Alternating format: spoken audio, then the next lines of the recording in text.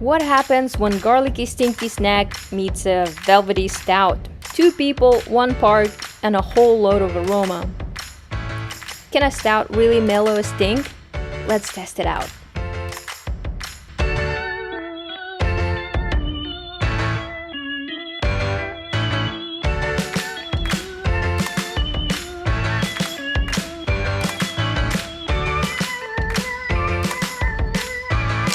Today we are at San Yat-sen Park in Sai Yat Pon on Hong Kong Island, and I have Paul Johns, the founder of Cloudwater Brewing Company, and we're gonna try the Asia's boldest snack, Stinky Tofu paired with O'Hara's Irish Stout.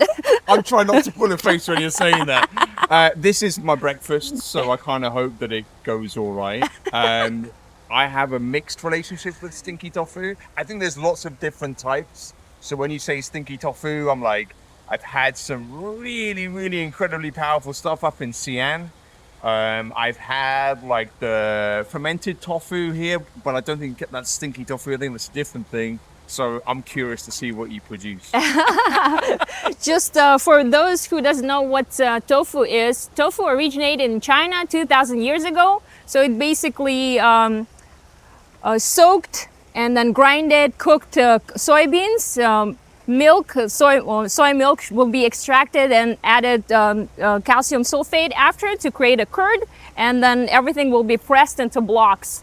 And the stinky tofu, it's a different kind of a tofu, but it's fermented tofu. It's so the liquid that they're adding and fermenting everything can contain meat, shrimps, vegetables, and like fermented milk. So it's all sorts of crazy stuff, but it makes it that umami flavor. So we have this very nice shop. It's very busy all the time. It's located in HKU area. So we brought some of it. So here it is. We're gonna try it just right here. One is for you. Oh, here we go. Yeah. Look at that. There you go. One is for me. All right. And then we have, hold on, not too fast. We have this more things. Oh, look at this. Yes. Okay, wow, ice packs as well. Yes. Everything. Yes. This one for you. Great, thank you. One for me. This is a picnic. Yes. And we got O'Hara's Nitro Irish Stout, 4.3%. It's gonna be delicious. The reason I chose Nitro, because any fuzzy drink that you have, later on you will have a burp. And that's like, I don't wanna have burp. I'm grateful for your thought on that one. Yeah, I think I'm going to be happy to not be burping so much later on too. This beautiful, very cold Nitro. It says, what it says, smooth, creamy, traditional dry Irish stout with a robust roasted flavor and dry espresso-like finish. I mean, that's a lot. I've had this on draft in the UK. It's incredible. I know it's quite popular here in Hong Kong. Yeah, it is. Am I right in saying that the Globe have had it on for a long time? I think they still have it. If you go to the Globe, you definitely can find it on tap. Great. So I don't actually know how we're supposed to do it. We're supposed to try food first or beer first? I'm gonna, when it says chill, pour, pause is letting it sell, fine. Yeah. Okay. I'd say let's get the beer poured out because it's a nitro beer. It probably needs a minute till it looks good. Lively. Oh, wow. Okay, I shaked it, I guess, too much. Here we go. There we go.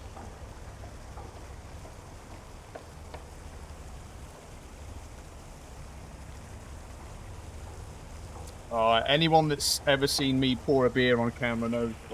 Take a look how it settles. Beautiful. Look at this. Oh my God. I was going to say, anybody that's seen me pour a beer on camera knows that I love to make a mess. I actually don't think I've ever poured a beer on camera without it being some kind of amateur hour. And you know, I do a lot of pouring beer, so I should be able to get it right by now, but just can't. Well, that looks amazing, doesn't it? Yeah, it does. Oh, it smells great too. Glassware as well. I Yeah. thought we were going to be drinking out of like the can or straight out of a plastic cup or something. Cheers. Cheers.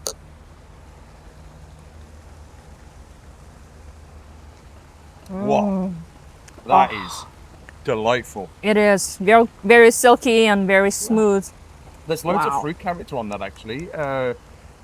Oh, you'd be. That is, yeah, super, super tasty. I think it's great that it's only 4.3%, Yeah. I believe. Yeah. Yeah. It's like, yeah, very easy. This is breakfast, yeah. Feels like breakfast. Well, the interesting thing's going to be like it's quite low bitterness, so again, that's not going to necessarily amplify too much of like spiciness or too much of the other flavors in the food. So it should play quite well. I think you made a point about like highly carbonated beers or regular carbonated beer even being sometimes difficult if it's causing you to burp. Like also bitterness can be pretty hard to accommodate with food. There are actually quite a number of like nicely bitter Cantonese dishes. If you think about some of the bitter melon, bitter gourd dishes, they might be really good with an IPA. But this should go pretty well. Yeah, So let's try it. the interesting part of this, they garnish this with some pickled cabbage and cilantro, which I think gonna make it taste amazing. Wow, this looks incredible.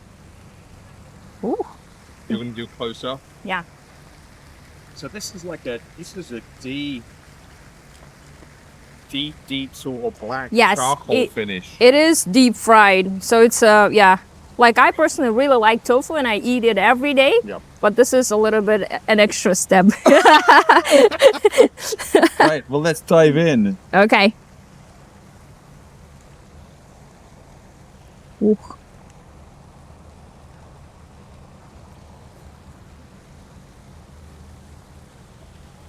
That is full of flavor. It's actually quite incredible. It is pretty good. It's very juicy Yep. and su spicy. Yep. Just a little bit, yeah. Okay. I'll try the garnish. So you do really get like all of those ingredients that you talked about before. Like it is definitely not something that tastes vegetarian. It tastes full of like meat, Yeah. full of all sorts of different flavors.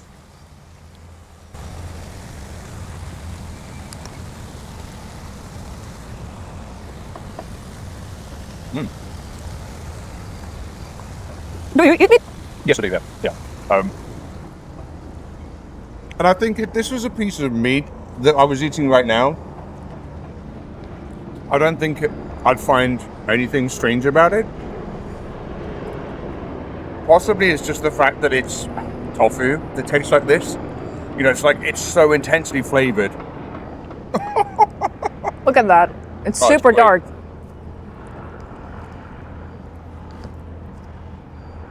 Oh. No, that is a match made in heaven. Really lovely. I like how tofu is juicy. It's not dry. No, not at all. Wow, that is quite something.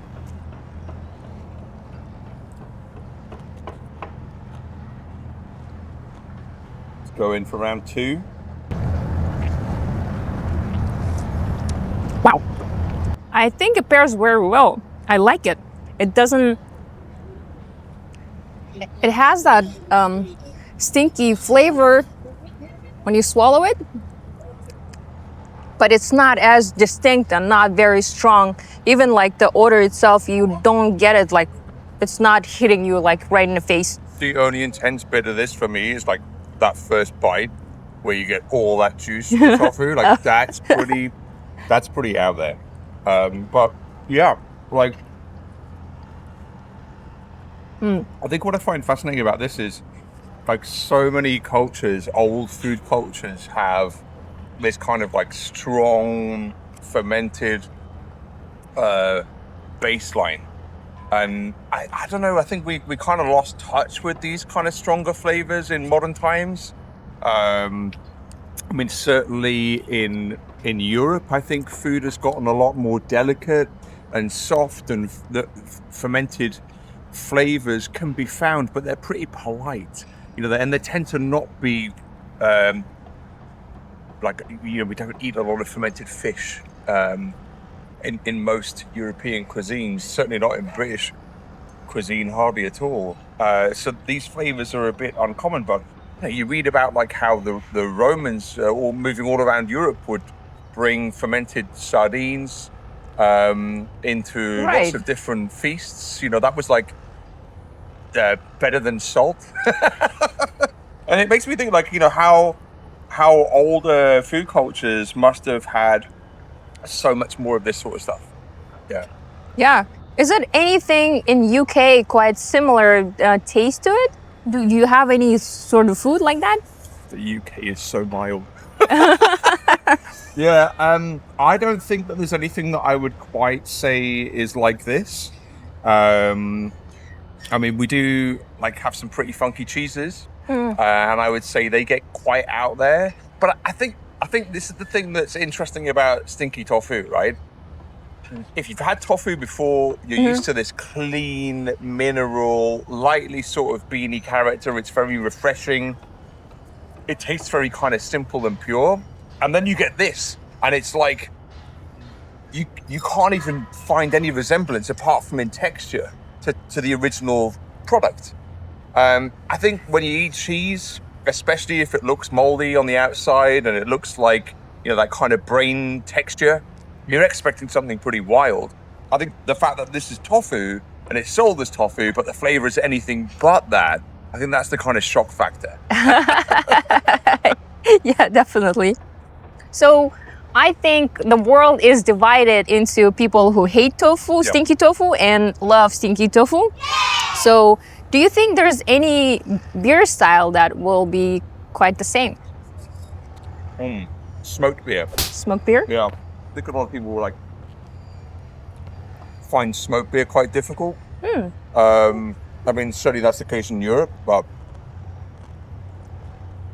I was actually thinking of getting, for this beer, a smoky porter, but the only problem here in Hong Kong, it's very rare, it's really hard to find. But stout doesn't work. oh yeah, this works so well. I thought this will be very unique and something interesting to do.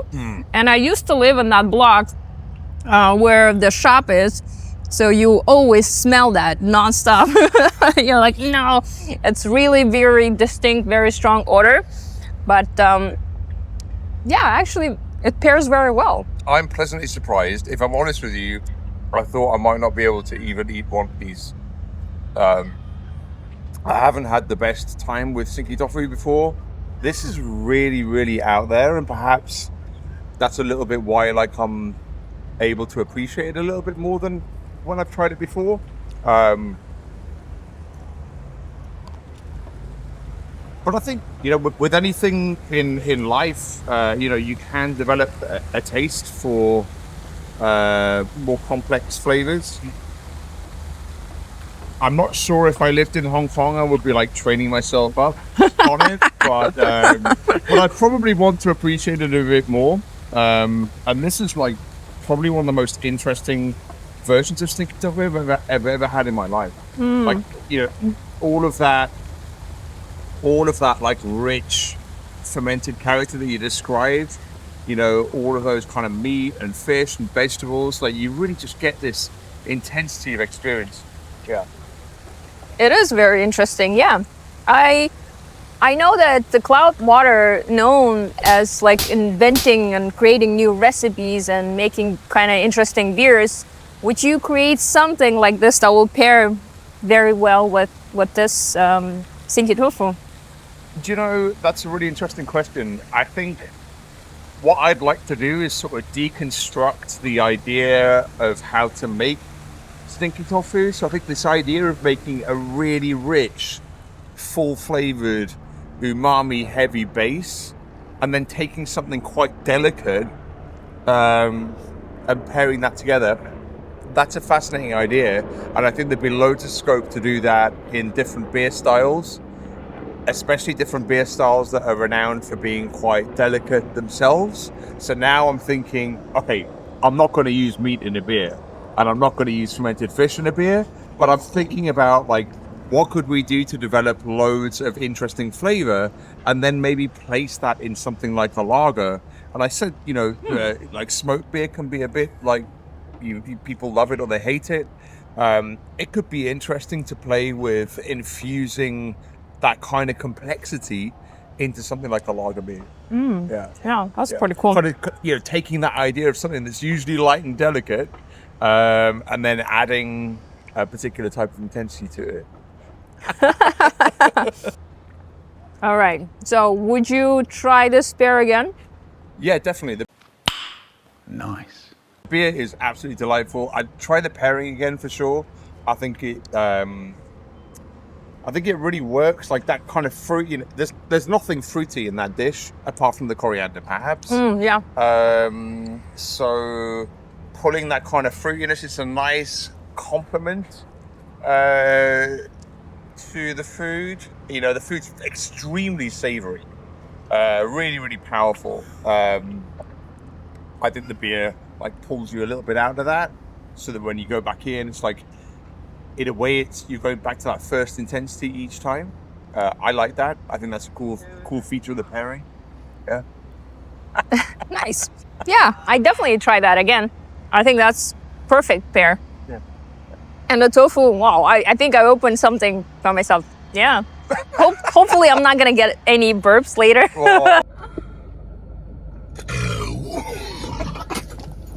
Well, you'll know about it if you do.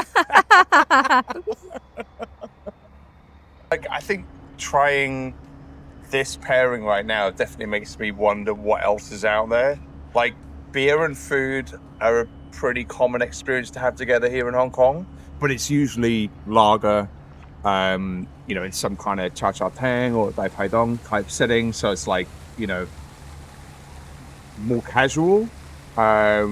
And really, beer is just an easy beverage to have when you're having a variety of dishes with your pals. It would be nice to go more into detail, trying more of Hong Kong's super authentic, super local food with other beer pairings. I think this is a great idea. And I think especially for anybody that's a bit scared of trying things like Stinky Tofu, to do it with a beer in this setting is far less intimidating. Can help you appreciate some of its characteristics a little bit more. And I think there's loads you could go out here in Hong Kong that would make for a great series of exploration. That's the great thing about beer, right? There's so many different flavors that we can pick. Yep. Whether that's from a brewery like O'Hara's that have got this long-standing recipe, or whether it's from a brewery that's doing lots of one-off beer, we can find lots of different flavor profiles in beer, and I'm going to say that you'll always find something that matches perfectly. Whether that's giving you a contrast experience, or it's kind of melding really well, I think you'll always find something. So this is definitely making me think, what am I missing out on? Which beer pairings am I missing out on here in Hong Kong? Yeah. That's great. I'm glad you're agreed on doing this. Some people said no to this pairing. No! God, please, no! No! No! No! Awesome. That was great. Thank you so much for making it happen. No drama. Actually, I bought you a beer. Oh wow. Not that I'm trying to make sure that we drink too much on the beer here, but this is new release? Yeah, kind of. UK Fresh Hop Challenger Cloudwater. It is. We have another helicopter visit, so that's going to be fine. It is a beer made with. What?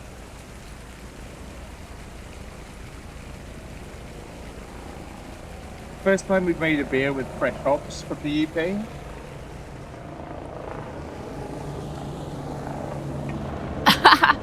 Apparently the tram is just not good enough for some people. Yeah. It's so much noise, all this, some boats, people around, and helicopters, obviously boats around. Yeah, This is the first time that we've worked with fresh hops in general, and then it's also the first time that we've worked with UK hops in a pale ale.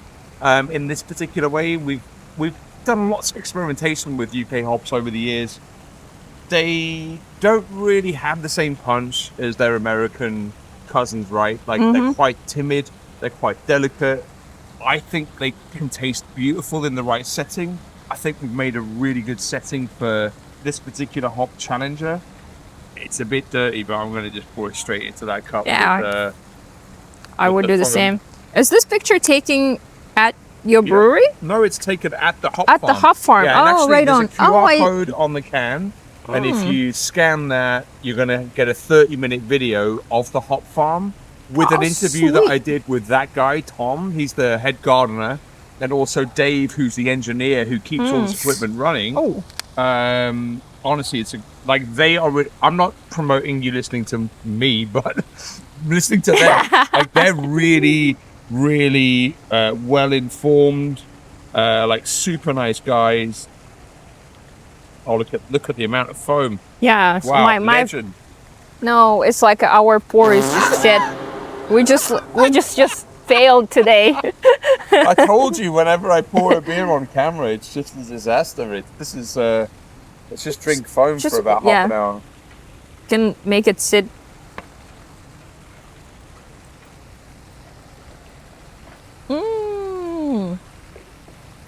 So yeah, there's a couple of companies in the UK right now, hop farmers, I should say, that are particularly trying to like revive UK hop farming. We had at one point kind of 70 times the acreage that we've got right now. UK hop farming was almost at risk of dying out at one point. Oh, damn. So for us, having a farm like this, Hookins Hops, reach out to us, really try and pursue us to work with us. You know, we're really, really honored that they did that. They really see the value in what we are doing, and we've spent a few days with them now down in Kent, and we really, really value what they're working on to try and slightly sort of modernize what's happening in the field. Also bring some of those discussions from brewers, from all the things that we think about and hear from our customers, right back to the decisions that they're making about what they grow next year and what they experiment with. And then of course they're doing their damnedest to try and make sure that their picking and processing work is very, very modern focused. So like, how can they be as clean and precise as possible? We're still not going to avoid this ginormous effect. So it just is what it is. But what I really like about this is there's almost a centennial-like orange character in there. But then in addition to that, perhaps a little bit of black tea. Oh, wow. It does have. Yeah, wow. Yeah. You just mentioned that and I'm like, I got it. Yeah, Yes. you know, when I've tried English hops before, I think I've often referenced things like leather and tobacco and kind of woody notes. But then I had some of this yesterday and I was like, whoa, it's like a lot of black tea characteristics. So yeah, pretty fun. It is great. It tastes. I was expecting it would be way more bitter at the end of the palate, but it's not. It's like very smooth and super light. It has a lot of this, like a lemony, citrusy flavors to it. Yeah. So it's just thought I'd share it with you. It's fun to try. It is. Hopefully we can do some more work with these guys, and you know, hopefully we can design more recipes around these types of ingredients. You know, you can't expect to make a hazy pale ale with just exactly this type of hop and it works perfectly. Hazy pale ale is like so tropical fruit focused, but I think you can make what we've done here like quite a sort of West Coast inspired ale, albeit very, very, very low bitterness. So a bit more along the lines of like a golden ale crossed with a bitter. Oh, nice. Well, thanks for trying it.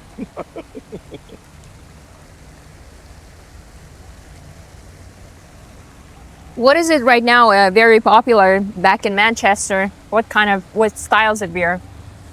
The classics are still very much at the forefront. So, you know, lager and pale ale have always been the number 1 and 2 consumed by volume.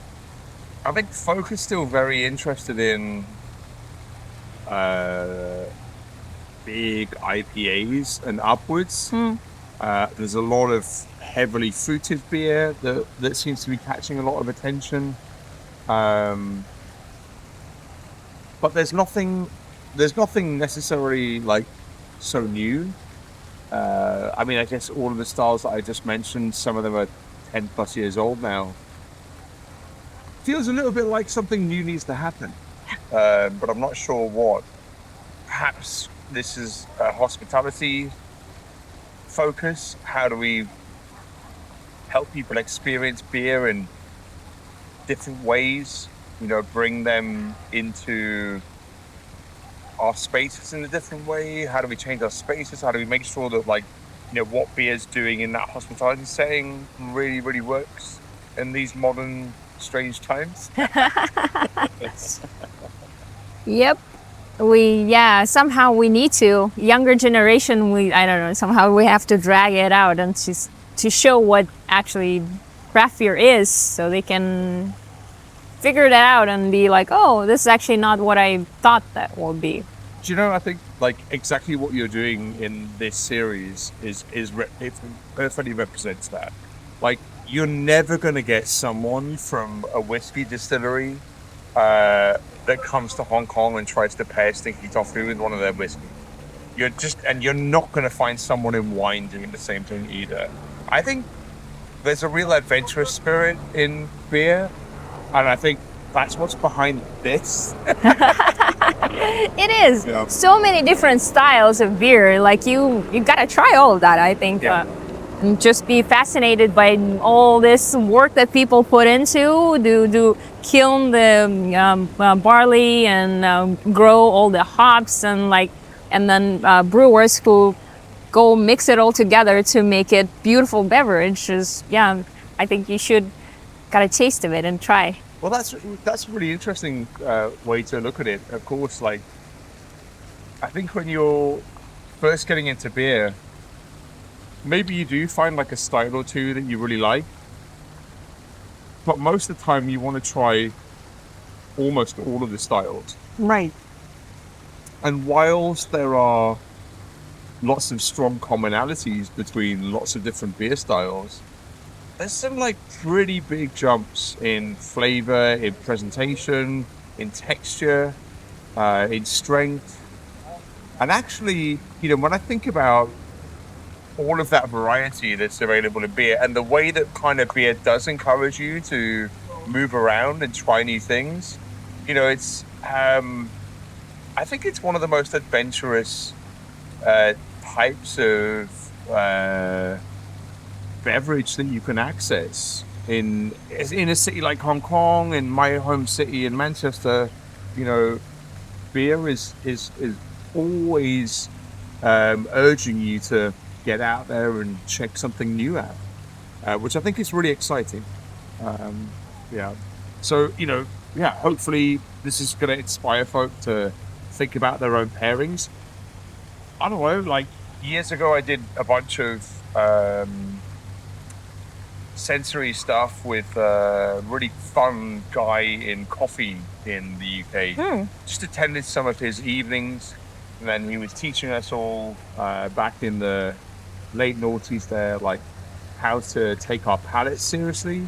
And his advice is still something that rattles around my head today. Like, there's no wrong tasting mode.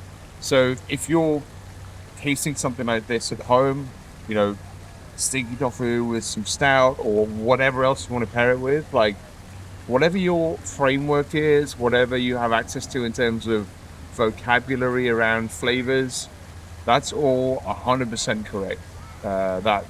That subjective experience is absolutely perfect. Yeah, that's great that you just mentioned. A lot of people will be afraid of saying what they feel or what they taste or what they think about beer, but it's all very subjective because every single person have a different palate, and you can taste stuff that other people probably can, or you cannot taste other stuff that other people taste. So it's it's all very subjective. Yeah, definitely. Yeah. So don't be afraid to. There's no wrong answer. There is no wrong answer for sure. You can look it up, the description of the style, and then tried beer and you're like, oh, I don't think so. Like today, you just mentioned you tried it, you tasted it, and you had this black tea aftertaste, which is amazing. I've never thought of that, but then as soon as you mentioned, I was like, whoa, it is. It's like really It's like mild, very, like puer, very sort of mild. like, Yeah. type of black, like really nice, like complex black tea.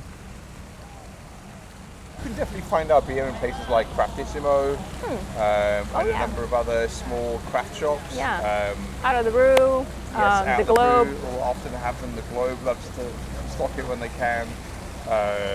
Yeah, we'd love to get something like this over. I bought a couple of cans just in my luggage here, just to give to friends. Nice. So hopefully, hopefully we can spot an opportunity here and get this lovely British hop flavour out. Thanks for joining us for today's beer adventure. If you are a brewery and you want your beers featured, send them my way. Just check the channel's description for my email, and for all of my viewers, drop a comment below and tell us which food and beer pairing you want to see in the next episode. I'm always open to wild suggestions and new flavors. Cheers!